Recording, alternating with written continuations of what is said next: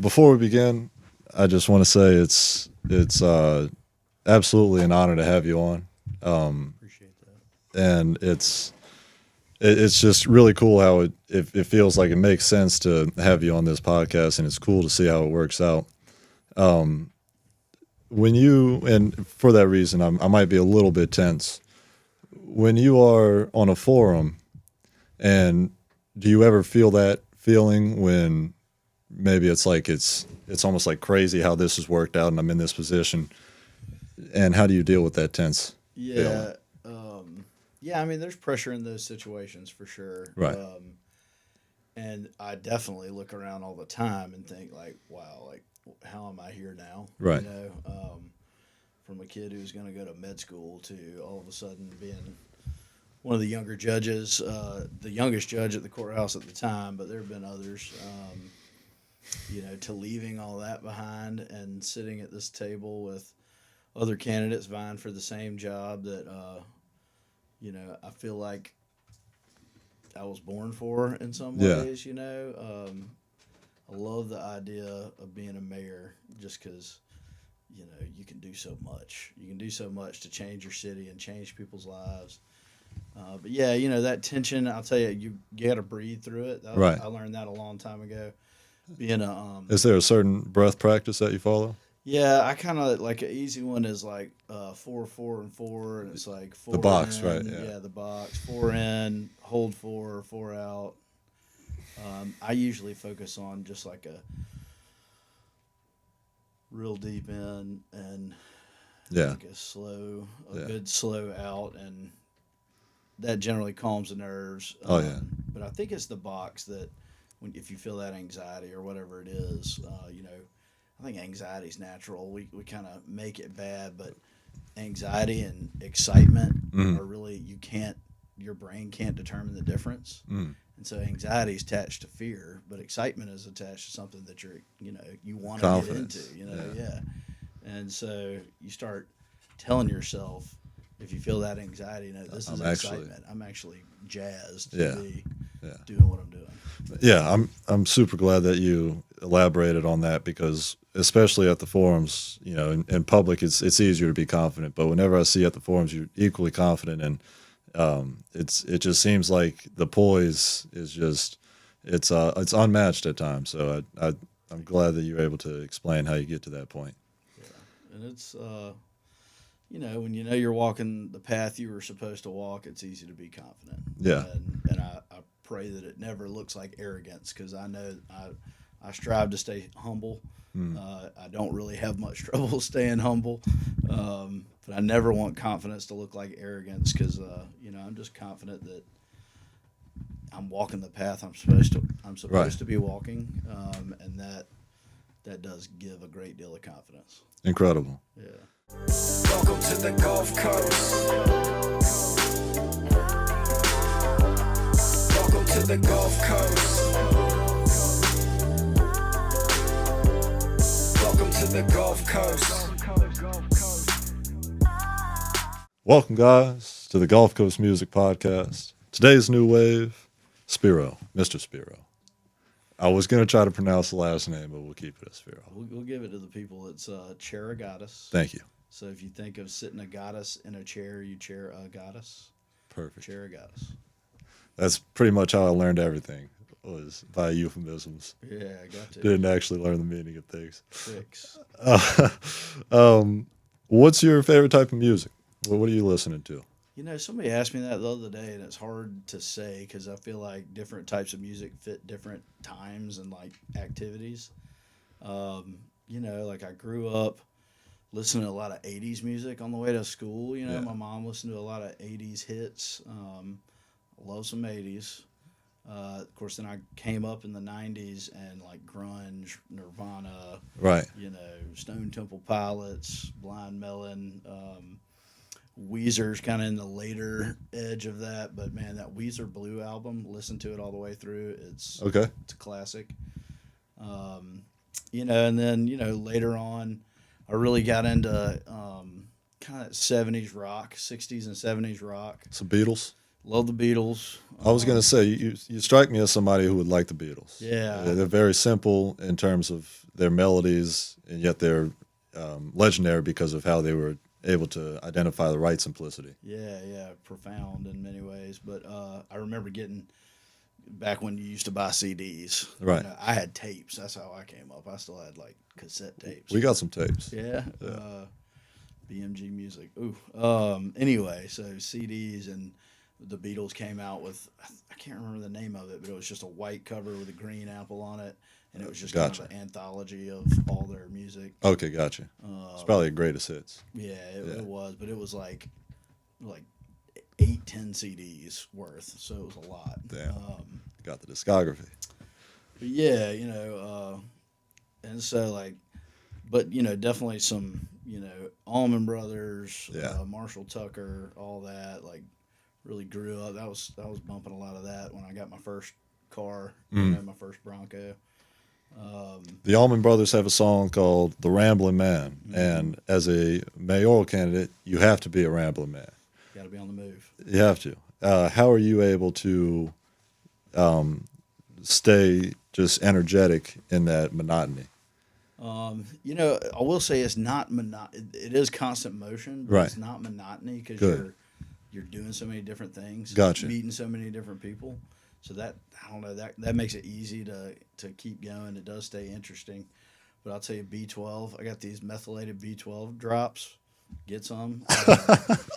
It's like life-changing, man. I also, Shameless plug. Young Ethan over here. Yeah, I'm not sponsored by any companies, but other than Pig Out, maybe. But methylated B12. I take methylene blue for some health benefits, and then of course I drink my functional mushroom drinks that keep my mind clear. Lion's mane. Yeah, everything I heard sounded like it was a drug at first, and then became a nutrition supplement. They are all supplements. They're all highly legal and effective. Right. Let's see. At the end of June, I recalled Ethan saying how eager he was. I think it was about in June. How eager he was for his first vacation. And I guess you kind of tapped into it just now with your reply of how it's enjoyable when you get different things. But Ethan mentioned that you guys have just been working for 4 months straight, nonstop. First of all, did you think that was going to be a part of the mayoral race? Did you anticipate that? Yeah. I ran for judge. Right. And that was a very contested race, two great opponents in that race, and they were working hard, and I had to try and outwork them. That's always my goal. If I'm in a competition, I want to be able to outwork you. Yes. I might not be the most talented all the time. Some would say I'm a very calm speaker. I'm not, really energetic in my speeches, and that's part of being a judge. It's part of being in a courtroom. But yeah, I knew it was coming. I knew the level of work it took. I am really thankful that we've kept up that level of work. And it's been with the help of the team. You can't do this stuff on your own. You got to have a team. There are so many variables and things to handle. So, tell me about how it was to come up with the team in the beginning, to convey to people, I'm serious about running for mayor, and this is why you should be serious for joining my roster. Yeah, a lot of my team were friends first. Right. And as I started to try and discern if this was my path, a lot of prayer. I think God talks to us. I used to talk about in my courtroom, the universe will talk to you if you will listen. Yes. And God was talking to me and sending me those signals, and I was praying hard and asking him to, let this be somebody else's burden, but he was quite clear that was not going to be the case. So I called him. What type of signals do you think? I'd pray. I'll tell you one prayer I prayed a lot was, Lord, if this is not your path for me, yank me off of it. Hit me with a car, put me in a hospital, take me off of this path. A little extreme. If this is not you. Yeah. Well, I'm hard-headed, so I need clear signals. Yeah. And, I've prayed that prayer probably 30, 40 times as I was discerning, amongst others, but and it would be immediate. I would have somebody say something quite the opposite. Gotcha. A guy who worked in my courtroom, Bethel, shout out Bethel, I rounded the corner. I literally said amen to that prayer, walked around the corner, and he said, "Man, you look like a governor today." I was like, "Oh my gosh." Right. And then same thing. Then get a phone call from a friend I hadn't talked to in months. Said, "Hey, I've been thinking about this. I think you need to run for mayor." And those things just kept stacking up. And Wow. so I talked to some of my friends who are also professionals. Very superstitious. Yeah. Music feeds the soul, but food feeds the future. Right here on the Gulf Coast, thousands of families don't know where their next meal is coming from. Feeding the Gulf Coast is changing that tune one meal at a time. Imagine this. For every $1, you can provide up to 5 meals. That's like turning a quiet solo into a full-blown jam session of hope for someone in need. Let's turn the volume up on kindness and down on hunger. Visit feedingthegulfcoast.org to donate today, because together we can make sure no one goes hungry on or off the stage. Feeding the Gulf Coast, because every community deserves an encore. Whoa, whoa, whoa, don't let the dogs out. The City of Mobile Animal Shelter has many loving pets ready for a nice home. Whether you're looking for a dog like Snoop or a cat like Doja, the City of Mobile Animal Shelter is where you can find your next friendly companion. They're located at 855 Owen Street, and you can stop by anytime between 10 a.m. to 4 p.m. We all need a little bow wow in our lives. Call 251-208-2800 because the City of Mobile Animal Shelter has you covered. That's 251-208-2800. Roof. Hey fighters, listen up. Are you tired of feeling like your conditioning holds you back in competition? It's time to bridge the gap between theory and real performance. At Dexter's Fitness Center, we're launching a combat sports strength and conditioning program designed for boxers, kickboxers, MMA fighters, and combat athletes who want to get faster, stronger, and more flexible while building the endurance to go the distance. No more outdated workouts, no more burnout. This program is built to enhance your skill work, prevent injuries, and maximize your potential without wasting your time or overwhelming your body. Training starts August 12th at Dexter's Fitness Center, 1900 Government Street, Mobile, Alabama. Sessions are Tuesdays and Thursdays from 6:30 p.m. to 7:30 p.m. and Saturdays from 11:30 a.m. to 12:30 p.m. If you're ready to step into every fight confident, prepared, and in peak condition, call 251-709-2654 or email contact@dextersfitnesscenter.com today. Let's build the fighter you're meant to be. Woo! Mobile, y'all ready? Saturday, August 23rd, downtown Mobile is about to be on 1000. It's a dope-ass show 11. The coast's favorite dynamic duo, Beeman and Timo G, are back to shut it down, featuring the heat from the Panhandle Pirates, Young HD, and Jay Haynes. Plus, we're bringing you Got Bars, where the illest artists step up, spit their best, and battle it out for a crazy prize package and a slot at our next show. Who's hungry? Shop with dope vendors, vibe to live music from the incredible Simone French, and come catch a whole vibe with the city. Downtown Mobile, 4 North Cedar Street, Saturday, August 23rd. Show up early and stay late. Woo! So second of all, about the long hours, the long grind of it, at what point in the race did redlining become a habit? Redlining is a term that Ethan especially uses in cross country where, you exert yourself fully. You're going as hard as you can. At what point did it just become natural? If you don't mind moving a little closer. Yeah, I don't know. It's feels like we had days that were redlined from the beginning. Really? Yeah, like from the very beginning. You're going to have breakfast, and especially early on, you're trying to reach out directly to people that are thought leaders and potential donors. That was a huge part. That's a huge part of any campaign. So you're trying to reach out directly, which means you're stacking up 2 or 3 breakfasts and coffees in the morning, and even like an after work thing at night, and most like public events and things are at 6 or 7 o'clock. Yeah. So, Was it tough to TTP at that point? what's that? Trust the process? Just trust the process. I will say, I took so many lessons from my first race, Mhm. and it was so hard to trust the process Right. the first time because it was just the ups and downs, emotional swings are really difficult Mm. to deal with because you'll have things happen during the day that make you think there's no way you can lose, and in that same day you'll have three things that make you think there's no chance you can win, Right. and you have to be able to ride that. And it's often easier to focus on the negatives. It is. I'm not sure that the human brain's not charged towards focusing on the negative, the dangers, the risks, which may survival instinct. Right. But and I trained myself a very long time ago because I think we all fight with sadness, depression at Sure. some point. And I just realized a long time ago it's a lot better to think that things are all going to work out for your good. And Glass half full. yeah, got to be half full. There will always be issues, always be challenges to attack. Mhm. But don't let that ruin your view on the world and your life. Gotcha. Focus on gratitude, and it's easier to deal with those negatives. Sure.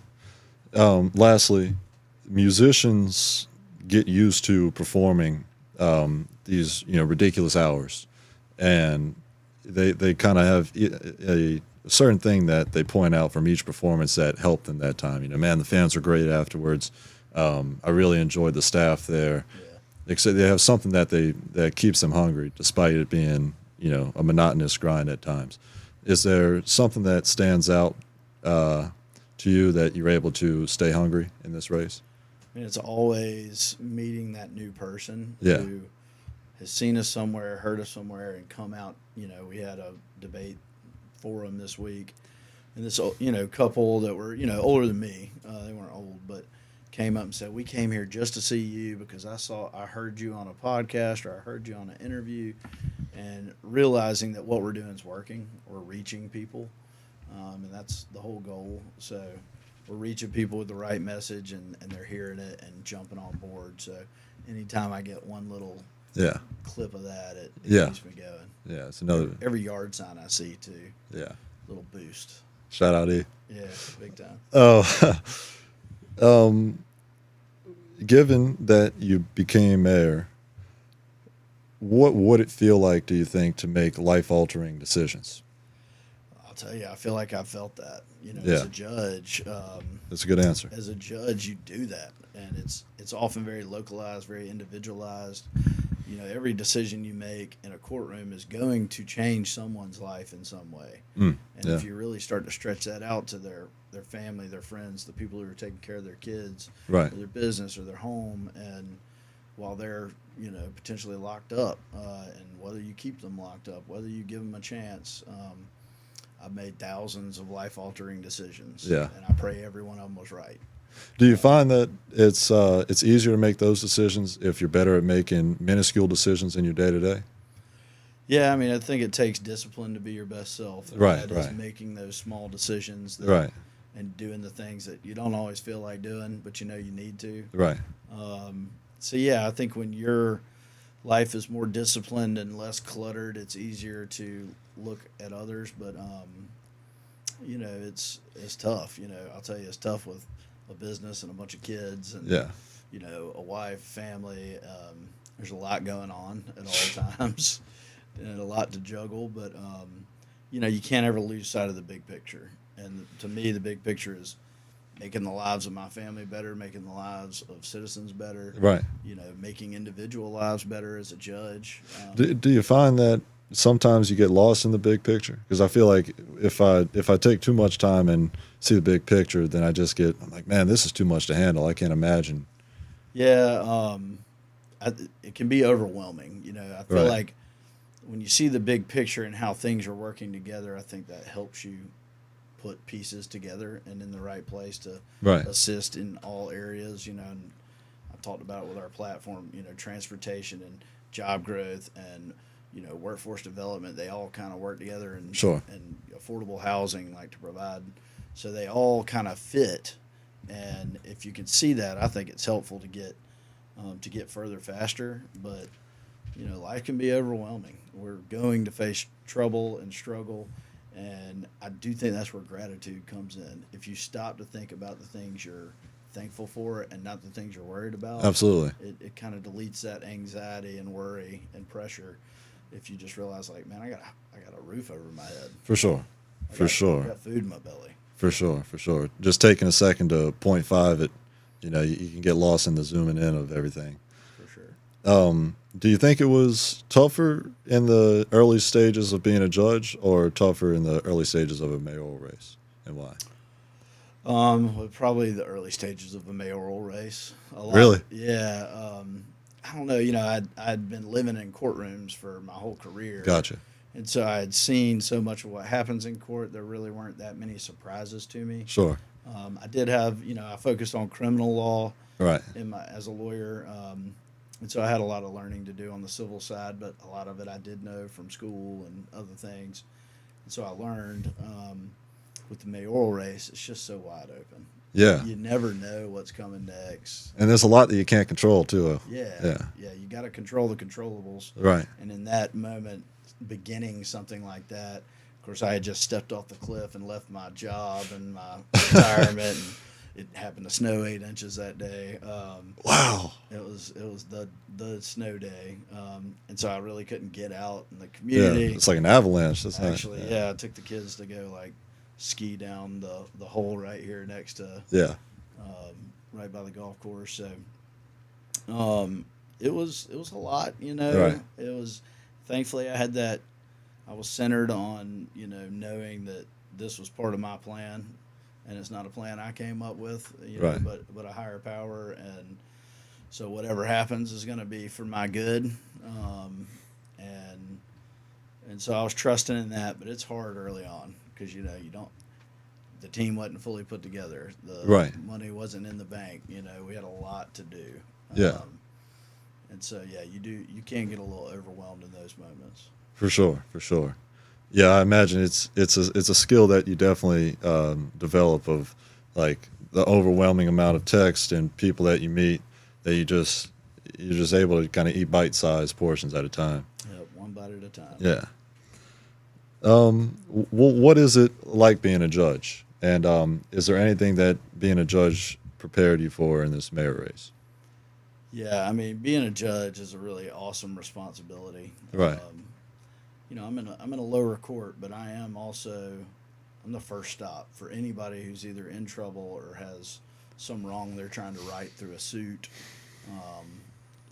I'm the first face that like a family who's lost somebody sees. Really?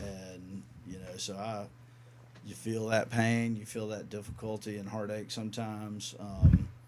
It's probably one of the harder parts, Right. the heaviness of it. Primary care provider. Yeah, and I always want to speak life into people. Right. And there's some situations that it's very hard to do that in.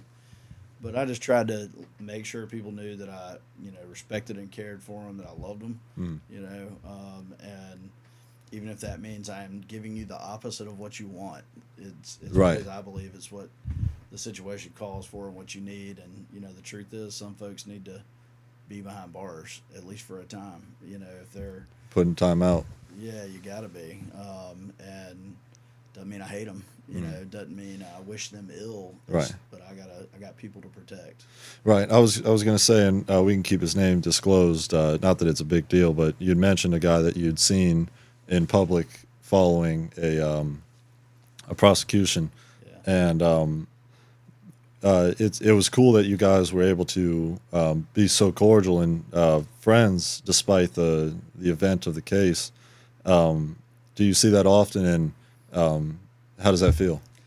It feels great, Right. when because it's often not personal in any Exactly. way. And, this person we're talking about, big, fairly famous guy. And Fairly famous. It's a good way to fairly put it. famous. And, I went up to him many years afterwards. Was like, hey, man, no hard feelings, Right. doing my job. And we've been able to talk a few times over time. And, I respect him. It was a bad situation. It worked out the way I think it probably was supposed to. And he wasn't really, it was, I'm sure, a headache for him, but it really didn't derail any of his career or anything like that. So I'm glad that happened. But, as a prosecutor, you got a job to do. Absolutely. What do you think Mobilians want to see in their next mayor? I hope they want to see, some fresh perspective, Hmm. some fresh ideas. Our city is old, but in many ways we're remaking ourselves new. Mm. You can see that happening in downtown. I talk a lot about public transportation. There aren't many southern cities that really do that amazingly well. Right. But Atlanta's got a pretty usable system. Of course, the trolleys and stuff in New Orleans, like we used to have here, are very usable, very Gotcha. successful. But I think we can really create a modern southern city while maintaining our historical edge. Right. And so I hope people are looking for a fresh perspective, new ideas, and I really want to see. I want to see this city flourish, and I see ways that areas where we have not flourished, and I hope to bring a little hard work and confidence and calmness so that we can reach the agreements necessary to get those steps done, and definitely on the riverfront, definitely on public affordable housing and public transportation. Like, Right. the mayor's not just going to wave a wand and make that happen. There are a lot of people that have to Sure. be involved, and so I hope they're looking for somebody that maybe is not the most boisterous, loud talker, but the one who can get the agreements done. Get things done. Yeah. I was thinking, as a judge, I mean, you see people from all facets of life. Do you think that has really helped you connect and understand where the issues are? Yeah, I mean, you see everything in district court from, murder all the way down to you didn't have a life preserver on your boat, like Gotcha. cases of all different types. And so citizens from all different areas and different economic positions. And, Right. You need to be able to connect with people, and you need to be able to understand what matters to everyone. Because everyone's got their own priorities. You've got to prioritize those priorities and issues. So I definitely think it helped me connect better with people from all different backgrounds, all different areas of town. And I'm thankful for my life. I feel like my life has really allowed that to happen too. I've had many things happen in my life. Always been around people of various backgrounds, from wealth to poverty. Yeah. And I have an appreciation for all of them. Yes. And I certainly want to help all of them. Yeah, I think that is something that Mobile, especially downtown, does a good job of. That you're able to, New Orleans. I'm from New Orleans, and New Orleans is really strong on how it blends culture, but it's almost too strong at times. Like, New Orleans is known as having a freaky vibe to it. Mobile is like at a good spot, I think, with that. I think it does a great job of like showing light to many different type of people, especially downtown. With regards to the arts and in music, do you see any ways that that could be improved to match a New Orleans or Yeah. Memphis? I think about it all the time. Yeah.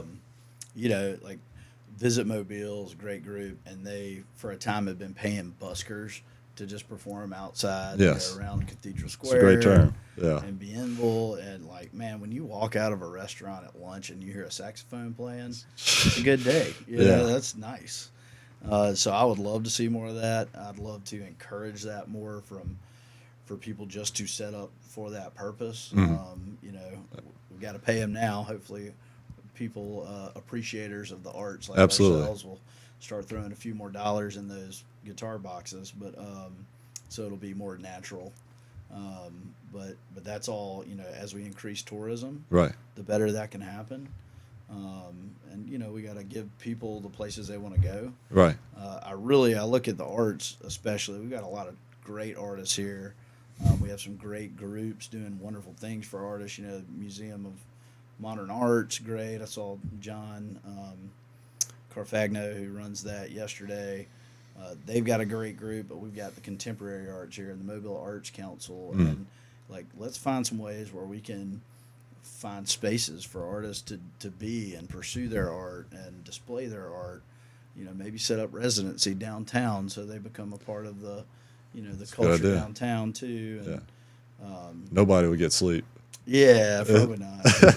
Artists run on different clocks. Yeah. For sure. But yeah, we've got to really facilitate that because that's part of the culture and the vibe of our city. And the more we can see that, the better. Yes. I love murals too. I think about murals Yeah. and potential mural locations. How cool would it be? You know, like the Dolphin Island overpass. Yeah. Like, what if that was just like a mural down there, and you could see Like a dolphin. shrimp boats and Yeah. you know, the battleship and Yeah. shrimp, you know, oysters and oystermen. That's really cool. Yeah, because it's kind of a dingy. You know, it could use a power washing, but man, if we could display some of the culture of our city on something as simple as that, I think it's going to draw people in. Absolutely. Yeah. I trust the vision at TTP. Yeah, I think that's all I've got. I can't thank you enough for coming on the podcast, My pleasure. and look forward to seeing what happens. And blessings to you. Yeah, thank you. And if you're out there, don't forget August 26th. There you go. Remember to vote. I need you.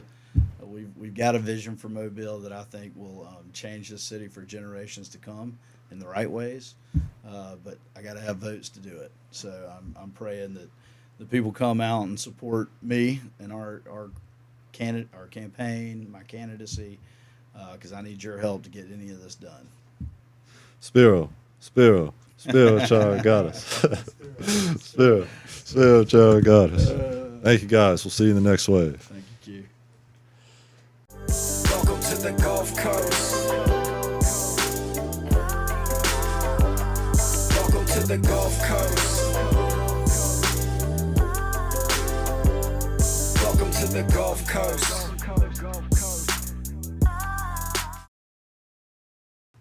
Free Brazy. You know, I'll tell you, like, I won't speak about Honeycomb directly. I don't know that I really. He was in my courtroom as a spectator, but Oh, okay, gotcha. yeah, but when his grandparents, you know, were targeted, That's a big thing, man. it's a shame that. You know, I think we all grew up watching Goodfellas or, you know, The Godfather and things, and there used to be rules. And rules were, you know, if two men had a beef, Right. they settled it, you know, and you leave the families out of it. Yeah. And when I look around at some of the things that happened in our city or country, it's like, man, there's no honor. There's no honor to it. Yeah. And in that case, really bugged me specifically. I mean, two elderly people asleep in their home, you know, not doing anything wrong. Right. You know. No, yeah, it's terrible. It was horrible, and the circumstances of it. And it was Honeycomb's grandparents, right? Yeah, I believe so. Yeah. And was it his cousin that had done it? Because he killed his cousin, I think. I don't remember I thought that one had to do with some folks from Montgomery, if I'm not gotcha. mistaken. But you know, some people that came down for that purpose of retribution or whatever else. But yeah, man, two older folks asleep in their beds, never did anything to anybody involved in this whole deal, and Yeah. they're targeted. Right. That's really disgusting. Doesn't sit right. Yeah. Well, can we talk about Fred gang, or thinking that Fred was with the no cap? I don't know if Fred was with. That's the no cap that Fred talked about. Fred gang was. Can we start it? Yeah, Oh, okay, cool. Fred gang was. It was murder. I prosecuted, and it started over the silliest like fist fight on Easter Day, like Easter Sunday. You know, some guy comes over to see his girlfriend. You know, there's some guys in the neighborhood that, Right. you know, they got into a little squabble, but nothing major. And the next day it turns into, you know, a full-on drive-by shooting with like, I believe she was 5 Oh, on the wow. porch with her parents sitting there with Fred. And Fred caught the rounds and was taken out, and he had a really good group of friends that cared about him a lot, testified in the trial. Fred was killed then. Fred was killed, yeah. It might have been the same. Right. Fred was killed. It was over in Birdville. Yeah, you know, just senseless loss of life, man. That's what I hate about it is I look around and we're talking about young men, you Right. know, and we all know that young men mature a lot later than girls, Mhm. and science shows that our frontal lobe, which appreciates danger, risk, consequence, helps you calculate those things. It doesn't even develop until you're 25 to 28 as a man. Really. So, and when you look at the people shooting each other, you know, committing homicides, Young guys. the vast majority of them are below that age. Right. And the truth is, a lot of guys end up the road, you know, behind bars for a long time. When they get out, they don't really jump back in. You know, Yeah. they tend to leave that life behind. Not all of them, but many. And they're certainly not running and gunning like the young people are these days and shooting first and asking questions later. So, you know, I miss fist fights. You know, everybody got to go home from a fist fight. Right. And young men are going to have issues and get mad at each other. And I mean, the majority of the murders I saw as judge were over something as simple as a ounce of weed, you know, a girl, a Facebook post, some diss on a video, you know. It's like something that seems like it's all important in the moment, but if you're lucky enough to live to the age of 80, it will be nothing. You know, it would have Right. been nothing. Right. Instead, it's, you know, ending lives, completely altering the course of lives because people are going off to prison. And man, I hope we can do something on conflict resolution. You know, how do you regulate your emotions? Because, you know, that's truly being a man, in my opinion. You know, learning to regulate your emotions, not to just, you know, pop off at every little slight and every little thing. That's what being a man is. It's not being the hardest, you know, or the quickest to pull out a gun and settle things. That's not being a man. So I hope we can teach that lesson. It's a good answer.